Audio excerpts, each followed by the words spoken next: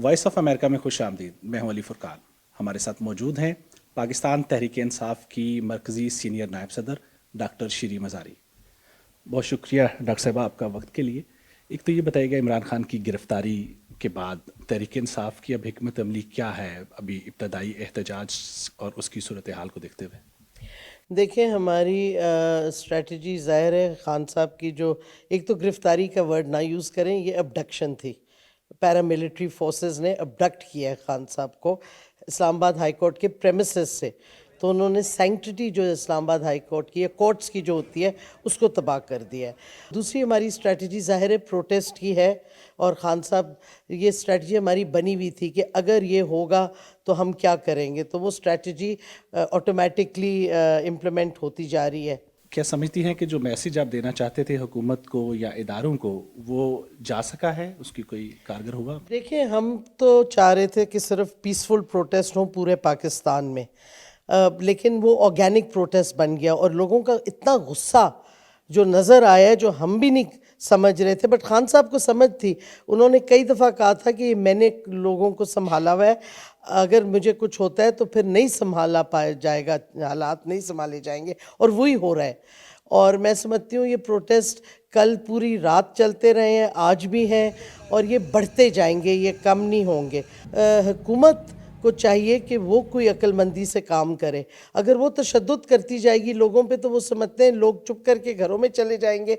उन्होंने live firing कल से शुरू की है, आज फिर लोग निकले हुए हैं। पीटीआई जो आर्मी तनसीबात पे हमले हुए हैं, तोड़फोड़ हुई है जीएचक्यू और कोर कमांडर्स के घरों पे, उसको ऑन करती है?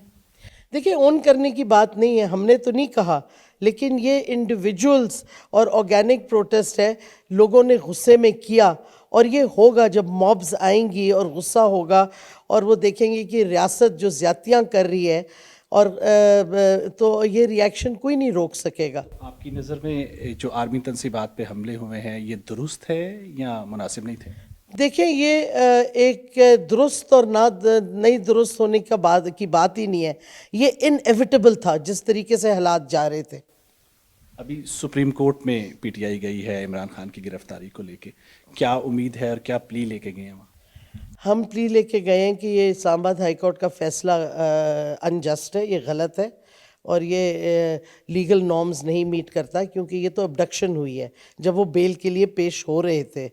तो ये हम समझते हैं, हमें उम्मीद है कि सुप्रीम कोर्ट जो एक ज़्यादती हुई है, कानूनी ज़्यादती समझ लें, उसको रेक्टिफाई करेगी। इस वक्त अदम इस्तेहकाम बढ़ चुका है मुल्क में, तो क्या इन हालात में इलेक्शन हो सकते हैं, होते दिखाई दे रहे हैं आपको? देखिए, यही तो बात है, आयरनी है कि अगर इलेक्शन का आइन के मुताबिक होते, सुप्रीम कोर्ट के फैसला क्या कहते हैं इम्प्लीमेंट किया जाता, तो ये होता ही ना फसाद। इस वक्त ऐसा क्या हल है पीटीआई के पास कि सूरत हाल जो है वो बेहतर हो सकती है? मुज़ाकरात भी नहीं है हुकूमत के साथ आपके, तो क्या होना चाहिए? देखिए, सबसे पहले तो इमरान खान की हम रिलीज़ चाहते हैं।